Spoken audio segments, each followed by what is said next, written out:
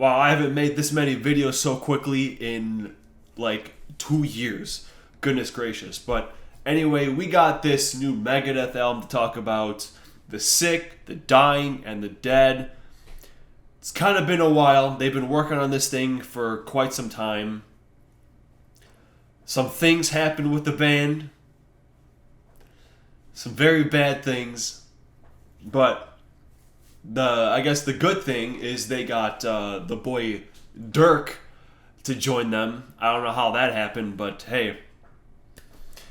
He was 100% the most exciting thing about this album. If any of you Megadeth fans out there are not aware of what Dirk has done before, go check out this little song called Deconstruction by Devin Townsend Project, and you will see that he is, without a doubt, the best player Megadeth has ever had in the history of the band. So when I heard that he was joining the band and he was on this album, I was like, wow, is he going to do the Dirk blasts?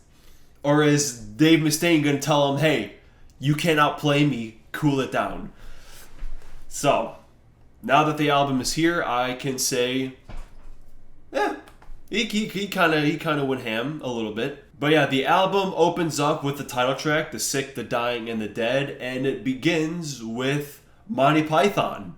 Bring out your dead. Here's one. Ninepence. I'm not dead. So I'm just going to get this out of the way right now. This is easily the best song on this album. My God, the intro. The intro to this song.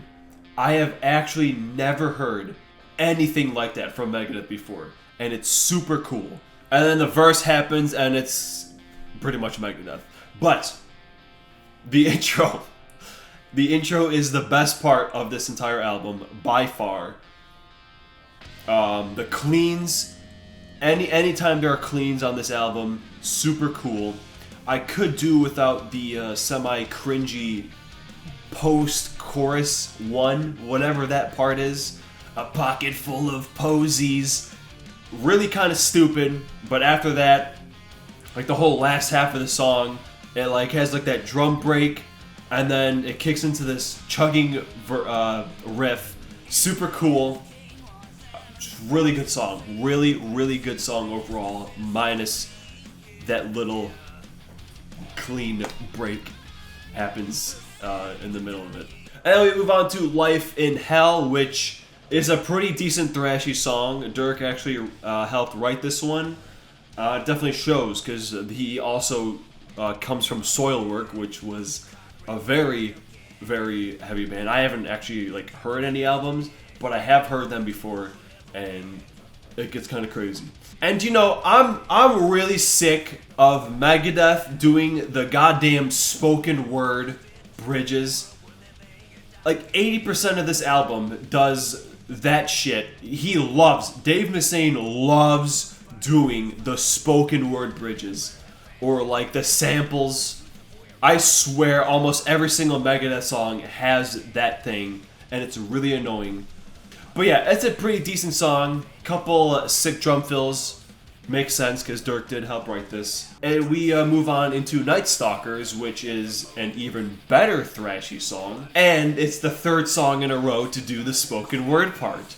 And this song has Ice-T, so do what you will with that information. But as far as like the thrashy songs, I think this is the best one. Either this or We'll Be Back, which closes the album, which interesting choice. And then we got Dogs of Chernobyl, which again has a really, really cool intro. Just the cleans on this album, they're so good. They're so good.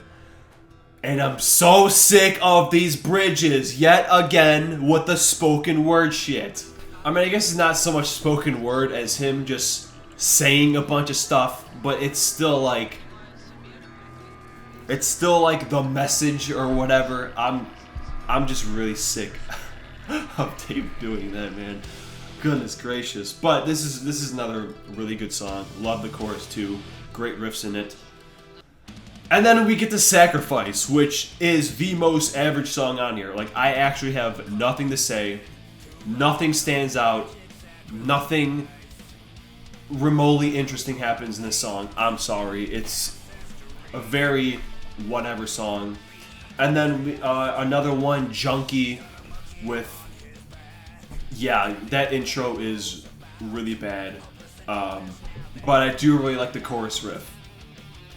But again, it's just... It's junky. Like, I don't know. Kind of a skippable song. And then we get to this psychopathy track, which I don't understand the purpose of it. Like, it kind of would have been cool if it was just an instrumental lead-in to Killing Time. But, of course, we have good old Dave doing the spoken word shit. And it doesn't even lead well into the next track. Like, it cuts off, and then Killing Time starts. Like, it doesn't lead into it. Like, why is this track even here? What's the point of it? It's kind of like Dawn Patrol on Rust in Peace. It's just this shitty 1 minute track that really should just not be there at all. But yeah, then we have Killing Time, which the verse riff is kind of lame. The chorus riff is a lot better because it's not just chugging E's. But this has a much better bridge than most of this album. And the cleans are just still that great. I'm telling you, man, anything with cleans in it... Nick, stop it, please. Oh my god. And anything with Broly. God fucking... Damn it, Nick. I hope you're watching this. Fucking... I beat Broly in a Dokkan battle. It's crazy. Such a stupid boss battle. What was I saying? Goodness gracious. Yeah, the cleans on this album absolutely dominate, absolutely destroy on this album. And then we get to Soldier On, which finally has Dark Blasts. Yes, he actually has his own signature blast beat called the Dark Blast, and it finally shows up in Soldier On. And the chorus kicks ass. Like, yeah, absolutely great chorus because it has the Dark Blast. I'm telling you, and it's so cool. It's such a cool thing. But yeah, no thank you with that outro. Holy shit, the way the song ends is so stupid. It's kind of laughable. And then we got that one, Celebrate, whatever. Cool intro as well. Verse riff is still pretty kick-ass. And yeah, just the riffs on this song are some of my favorite riffs on the album. It's just all of them. One of the best verse riffs, one of the best chorus riffs. Everything about this song is pretty cool. I really like it. And then we get to Mission of Mars, which is the most frustrating song on this album because the first half is so good. What do I keep saying? The intro to this song. It's so cool. I don't know what that is. Like, it sounds like harmonic guitar notes.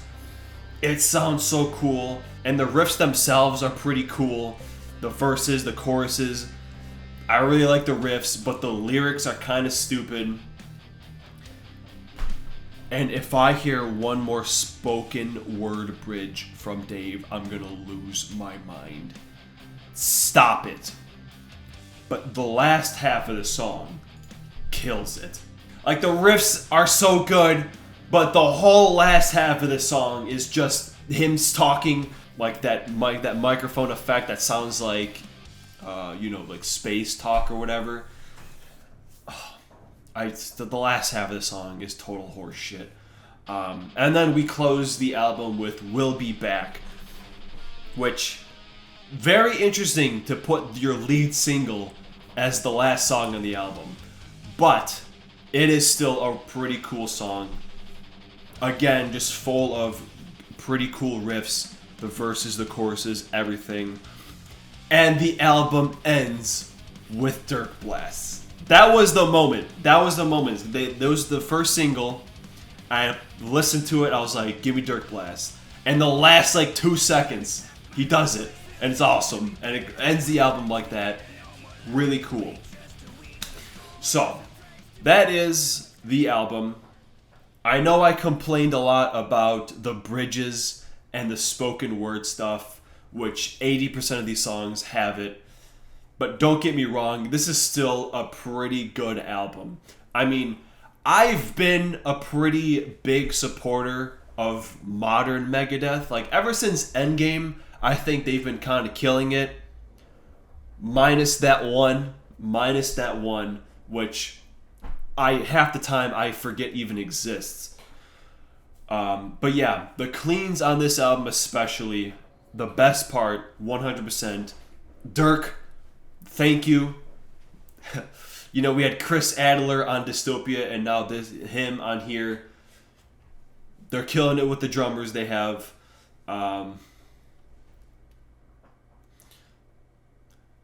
But, like, you know, Megadeth is obviously known for their thrashy stuff, but I'm sorry, I love the cleans are just a highlight for me. The intros, a lot of the intros, like Dogs of Chernobyl, Mission to Mars, the title track, such easily my favorite parts of the album. And yeah, favorite songs, title track, We'll Be Back, Celebrate, whatever. Yeah. Not bad, Dave. Not bad at all. You know, we got Metallica working on an album. We'll see who's better, but I think it's going to be hard to top this one. But yeah, that's my thoughts on the album. Let me know what you think about it. Was it worth 6 years? I hope so, because I think so. I think this is a pretty damn good album. And next week we will be ranking all... What do they have, 16 albums now? 15, 16 albums that I've been holding off on doing for over a year now. So we're finally going to do Megadeth next week. Tune in. I'll see you then. And just like Megadeth, I'll be back. Next week, I'll be back.